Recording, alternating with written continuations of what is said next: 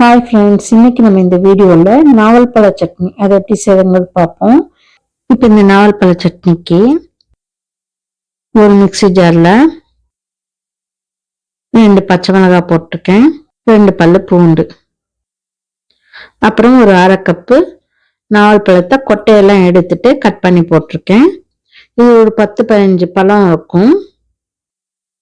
போட்டு இதில் ஒரு 2 டேபிள் ஸ்பூன் தேங்காய் துருவல் போட்டுக்கலாம். போட்டு இதுக்கு தேவையான அளவு உப்பு, அப்புறம் ஒரு அரை லெமன் எடுத்து புழிஞ்சு வச்சிருக்கேன், அதை போட்டுக்கலாம், ஊத்திக்கலாம். அரைப்பழம் ஊத்துங்க, அரைப்பழத்துக்கு கம்மியா ஊத்துனா கூட பரவாயில்ல. இதை இப்ப மூடி நல்லா அரைச்சிட்டு வந்துக்குவோம். அரைச்சிட்டு வந்துச்சு. இதை கொஞ்சமா தண்ணி ஊத்தி கொஞ்சம் நைஸா அரைச்சுக்குவோம். இப்ப அரைச்சிட்டு வந்தாச்சு. இந்த அளவுக்கு அரைச்சுக்கோங்க. இப்ப இதை ஒரு பவுல்ல மாத்திக்குவோம்.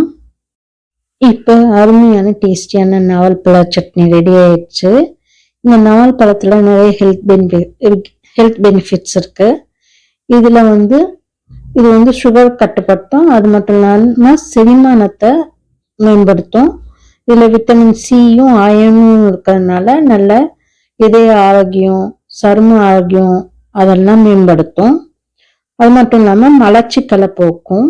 இது சுகர் லெவலை நல்ல கண்ட்ரோலா வச்சிருக்கும்.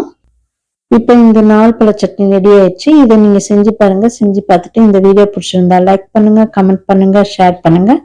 அப்படியே எங்க சேனலை சப்ஸ்கிரைப் பண்ணுங்க. மறக்காம பெல் ஐக்கானை கிளிக் பண்ணுங்க. அப்பதான் எங்களோட ஒவ்வொரு வீடியோவும் உங்களுக்கு நோட்டிபிகேஷனா சேரும். Thank you friends.